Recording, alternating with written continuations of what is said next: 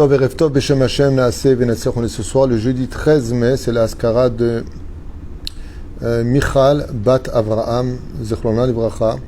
Je suis aussi Bezrat Hashem, puisqu'on est le Gimel, puisqu'on est déjà le soir du mois de Sivan. Donc Michal Bat Avraham pour sa Askara, l'élève Alpha Avdalim pour la réussite de ses filles Lisa Maya Esther Bat Devora, Julia Sarah Bat Devora et Noémie Ariel Bat Devora, ainsi que leur petite fille Maya Bat Esther, et qui remercie Akadosh Baruch Hu Mikol Alev pour tous les bonheurs et tous les biens qui leur ont été accordés grâce au Ben Ishraï, Sruto Yagan al Kol Am Israël. Bien entendu que cette étude apporte beaucoup de réussite à nos soldats. Bezrat Hashem Itbarach protège notre population et les Juifs dans le monde entier, particulièrement aussi ceux qui nous soutiennent. Qu'Akadosh Baruch Hu mevarech otam bechol asher yifnu yaskilu v'yatzlichu l'chaim tovim u'shalom. Leinu nishmat kol mete Israël, et bien entendu refouach shlema pour tous les malades d'Israël. Ish al diglo, chaque homme avec son étendard, son drapeau. Levet avotam, appartenant à sa tribu. Yahanu ben Israël, se sont postés les enfants d'Israël mineged saviv leoel moed Yahanu, autour de la tente d'assignation. Ils se sont postés. Voilà ce que dit le verset dans le livre de Bamidbar, 2e chapitre, verset 2. Remez Nifla Katav à Ben Ishraï Akadosh. Le Ben Ishraï a donné une très très belle allusion à retenir pour nous à travers ce verset-là. À Pasukze Besifro, Od Yosef Hai, il a écrit plusieurs livres, dont un qui s'appelle Od Yosef Hai. Il y a même 2 livres de Midrashim qui ont été écrits sur la Torah. Et il dit là-bas, Drashot, à Torah Gdosha, Nikret Betoar Degel Israël. La Torah a plusieurs noms, et l'un des noms qu'on lui donne, c'est Degel Israël. Qu'est-ce que c'est Degel Israël? Le drapeau d'Israël. C'est-à-dire que l'étendard du peuple d'Israël en tant que nation, hormis le fait que dans notre pays c'est la belle Magen David, Baruch Hashem, bleu sur du blanc, on l'appelle aussi Degel Israël, le Degel de la Torah. Vechol Geulatam shel Israël, Kluya Arverak Batorah Akdosha. Et là, le Ben Ishraï tient à prévenir même les Juifs les plus éloignés que la Géoula d'Israël dépendra essentiellement et que de la Torah Akedosha. Comme l'enseigne le Rabbi Shimon Bar Yochai, Loulé Israël, Shomrim Shte Shabbatot, Miyad Nigalim. Si Israël et Shomer Shabbat tous ensemble, on sera tous sauvés. Donc vous allez me dire quoi? Alors qu'il n'y a que l'étude de la Torah, il n'y a que ça qui compte? Non. La Torah, c'est un ensemble de choses. La Torah, c'est de la hardout. Hanou, comme c'est marqué, ils se sont postés en un seul et unique homme. C'est pour ça que la Torah nous parle aussi de l'union. C'est pas suffisant d'être pratiquant. Il faut être aussi capable de s'unir. Je sais que vous avez tous compris, comme l'enseigne le Hida Kadosh, Sruto Yagon al Kol Israël, Bemidbar Sinai, Gematria Beshalom. Si tu viens chercher la Torah, que tu n'es pas en paix avec ton peuple, avec ton frère, avec ton prochain, le don de la Torah ne peut pas reposer sur toi. Donc ce n'est pas qu'une question de pratique dite religieuse, mais c'est aussi une pratique de situation mentale. Aimer chaque juif dans son cœur. Je sais que tout le monde le sait, ce serait peut-être temps qu'on le vive. Ki bisruta yiga'alu bisruta isku le binyan bet amigdash ashlishi.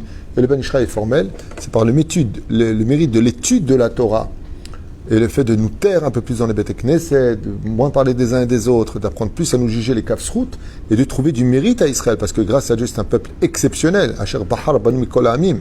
C'est Dieu qui sait tout, qui voit tout et qui comprend tout. Il dit qu'on est exceptionnel et qu'il nous a choisis. Il sait de quoi il parle. Lui, il ne peut pas se tromper. Donc on peut lui faire confiance quand on parle des enfants d'Israël, qu'on est un peuple extraordinaire. Même si les nations du monde, bananées par les médias qui font de l'information, de la désinformation, du matin au soir sur notre situation aussi bien géographique que politique, chez Mishmor Virachem. Mais bon. Alors qu'est-ce que ça veut dire exactement quand on dit que chaque homme était avec son étendard? Okay? De là tu comprendras qu'en réalité l'étendard de chaque juif, le drapeau de chaque juif, c'est l'étude de la Torah. Comme le dit le Rambam, chaque juif a l'obligation d'étudier la Torah. Qu'il soit riche, pauvre, santé ou pas de santé, possibilité ou pas possibilité, tout le monde a l'obligation d'étudier la Torah. Et si vraiment il ne le peut pas à un certain degré, même un tout petit peu, il s'efforcera toujours de respecter ceux qui l'étudient et de les soutenir au minimum. C'est-à-dire que la Sok Batorah Kdosha, chez Kula Tzipore Tzirufei Shemot ve'otiot hakodesh. Car dans la Torah, en réalité, quand on va l'étudier, on va former notre identité dans cette Torah qui est codée, dans laquelle nous existons. C'est-à-dire qu'en chaque juif, il y a ton histoire, il y a la mienne, il y a la tienne et celle de tous les autres, même celle de Maurice. Kol echad ve'echad. On raconte à propos de la paracha de Hazinu qu'une fois, un élève du Gaon de Vilna, il s'appelait Avner, est parti voir le Gaon de Vilna et il lui a dit qu'il voulait quitter la yeshiva. Il lui a dit, tu sais, le problème de quitter la yeshiva, c'est que quand tu la quittes, la chute peut être très violente. Pourquoi ? Parce que plus tu montes haut dans l'étude, et plus tu chutes, et plus la chute est haute, puisque tu viens de haut, donc la chute est écrasante. Et Avner n'a pas écouté le Gaon de Vilna, et il a quand même quitté la yeshiva. Il est devenu renégat total. Il a rencontré une femme de mauvais augure, cette femme lui a appris les plaisirs de ce monde, il a commencé à goûter à l'addiction de l'argent, du pouvoir, de tout ça, et puis comme il était instruit en Torah, il ne cessait de vendre la Torah pour ses intérêts personnels, qu'on l'honore et qu'on lui donne beaucoup de responsabilités et de qui plus est, beaucoup de louanges, et il est devenu un grand rachat. Et à un moment, plusieurs années plus tard, il rencontre le Gaon de Vilna, et il lui dit, mais dis-moi, un jour, vous avez dit dans la Torah qu'on a tous notre vie à l'intérieur, où est-ce que je suis ? Et il lui a montré comme ça les initiales d'un verset de Hazinu, et ça venait, Avner partira en mer et il mourra. Qu'est-ce qu'a fait Avner ? Il a compris son goral, ou qu'il n'y avait pas de tikva pour Avner, je ne me rappelle plus exactement ce qu'il y avait marqué. C'est marqué dans le Sefer Imrechen, cette histoire, Kimdoumani, et il a pris une barque et on ne l'a plus jamais revu. Ainsi donc, le Ben Ishraï dit, quand un juif va étudier la Torah, il réveille son identité dans la Torah, puisque nous sommes Kolal Tzirufei Shemot ve'otiot Kodesh. Il y a des codes dans la Torah qui sont incroyables de la vie de chacun de nous, et non pas préécrites, mais que nous devons réaviver. Si tu es dans la Torah, telle que la Torah te voit. Mais Yetzer Hara aussi, il a une Torah à lui, et tu peux la réaviver si tu le suis lui de son côté. Donc il n'y a pas de mektoub. Ubisruta tarum karnam. Et donc grâce à cette étude de la Torah, on peut relever l'étendard et la lumière de chaque juif. Yahanu ben Israël mineret saviv le'oal moed. Et c'est pour ça qu'on nous dit Yahanu ben Israël. Ils se sont postés avec chacun son drapeau autour du Oel Moed. C'est parce qu'ils sont venus avec le dégel. Et c'était quoi quel dégel ils avaient ? Chaque tribu avec un dégel. Mais il y a marqué Kol Ish, chaque homme d'une tribu est un drapeau. C'est évident. Mais que chaque homme ait son drapeau, il dit oui, chacun avait les drapeaux de quoi ? De la Torah. Ils avaient un Sefer Torah dans leurs mains. Et c'était ça le drapeau de chacun. Ils sont venus se reposer où ? Autour du Oel Moed. Le Ben Ishraï, il dit, de là, tu verras que c'est par le mérite de l'étude de la Torah, Baruch Hashem, de ceux qui étudient la Torah dans les Baté Midrashot, dans les Kolélim, que le Bet Hamikdash, dit le Ben Ishraï, il y a plus d'un siècle et demi en arrière, se reconstruira. Parce que la Torah est une lumière qui t'apprendra à savoir respecter l'autre, vivre selon la volonté d'Hachem sur terre d'Israël. Sheum Prinat Oel Moed. Qui était le Oel Moed ? C'était le Bet Hamikdash du désert. Donc si on est venu autour, il faut venir avec de la Torah pour l'Iskot. Donc plus d'études de Torah égale plus de Géoula. Et si Bezrat Hashem on faisait un retour à plus d'études, eh bien on aurait une Géoula, c'est-à-dire une libération définitive. On m'a assez Admour. Raconte maintenant une histoire qui s'est passée avec un Admour, un très grand donc chassid qui s'appelait Baal Divrei Chaim Mitzanz. Comme ça on l'appelait, le Divrei Chaim Mitzanz. Zecher Tzadik Vekadosh Bracha. She'echad hayamim bikshu mimenu mikrovav lichtov kameh alirfoa bavur chole. Un jour ils sont partis le voir, ce grand Admour. Ils lui ont dit, est-ce que vous pourriez peut-être écrire un kaméa, une espèce de shemot comme ça très spécial pour un malade qui est condamné par la médecine. Iskim Tzadik, il a dit, il n'y a pas de problème. Katav al-gabe aklav et amilim eldad ou medad. Il a écrit deux mots dessus, eldad ou medad. Ben, qui c'est Eldad et Medad, les demi-frères de Moshe Rabbeinu qui vont devenir prophètes, ou Yoshua va dire il y en a deux qui se permettent de faire des prophéties alors que Moshe est toujours vivant. Eldad et Medad, deux noms communs quoi, Pachout. Pas Pachout, de la Torah. Les Timéa Mikrovav, quand ils ont vu qu'il a écrit ça, ils ont dit oh non, on voulait que tu écrives par l'ange de la Raphaël, qui fasse Ashbaot, avec des lettres bizarres comme ça, des lettres d'ange, avec des ronds, un truc qui fait wow, it's gonna find. Quand tu vois, tu dis wow, ça c'est un Shebot. Il a écrit Eldad de Medad. Les Timéa Mikrovav, Shalhu, Mapshar Asod Beshemot Elu. Quel secret y a-t-il pour écrire le nom de Eldad et Medad que tout le monde connaît dans la Torah, alors qu'on te parle d'une personne qui est sur le point de mourir pour lequel on te demande de faire un Shemot très puissant que toi tu es capable de faire parce que tu étudies la Kabbale. הסביר הצדיק ואמר דעו לכם שקורא של תורה גדול ועצום כל כך לפעול ישועות עד שאפילו בעזרת שמות בני אדם ומוזכרים בתורה אפשר לחולל ניסים ונפלאות. Il dit, je viens de me rendre compte, mes amis, combien vous ne connaissez pas la force de la Torah. Rien qu'en écrivant 2 prénoms qui sont marqués dans le Sefer Torah, de l'écrire sur un claf, un parchemin, rien que ça. Eldad et Medad, c'est 2 noms. C'est rien. Il leur a dit. Mais ils viennent de la Torah. C'est déjà écrire le Shemot le plus puissant du monde. Il n'y a pas besoin de plus. Il n'y a pas besoin de faire des trucs abracadabra qu'il leur a dit. Pas besoin. Si vous saviez vraiment c'est quoi la valeur de chaque mot de Torah. Shemot ben Adam Muskarim ba Torah efshar lecholel nissim beniflaot. Rien que ces 2 noms-là que j'ai écrits, ils sont capables de faire des miracles incommensurables.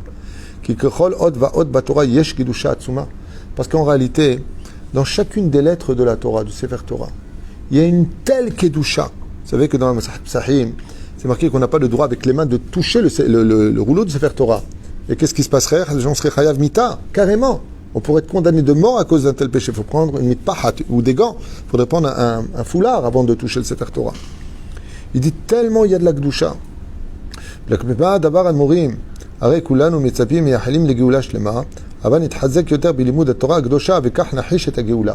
Et dit le Ben Ish Chai, quand on voit des choses pareilles, quand on comprend des choses pareilles, quand tout le monde vit la Torah, on a vu des gens mourir pendant la Deuxième Guerre mondiale, les SS, ils voulaient piétiner la Torah et des Juifs très âgés se sont jetés sur la Torah, ils se sont fait piétiner le dos jusqu'à mourir pour sauver la Kedusha de la Torah. On raconte une histoire très très connue dans les Yeshivot d'une maman russe, juive, en Russie, pardon, une maman juive qui vivait en Russie, autant pour moi, et qui a eu l'Oralin de l'Alechem, son mari qui était très très très mourant, Matzav Anouch. Et cette vieille dame, elle a dit, mais moi, je ne peux pas vivre sans mon mari. C'est lui qui apporte à manger à la maison, je l'aime, et je n'aurai pas la force. S'il meurt, je me... On est très intellectuel, on est très je pense, donc je suis. Avant, les gens ils étaient beaucoup plus tamim, et ils avaient moins de maladies que nous, ils vivaient mieux que nous. Elle a dit, je veux parler à Dieu, elle est partie dehors. Et elle est partie pleurer. C'est isolée dans un coin, elle a fait de beaux des doutes.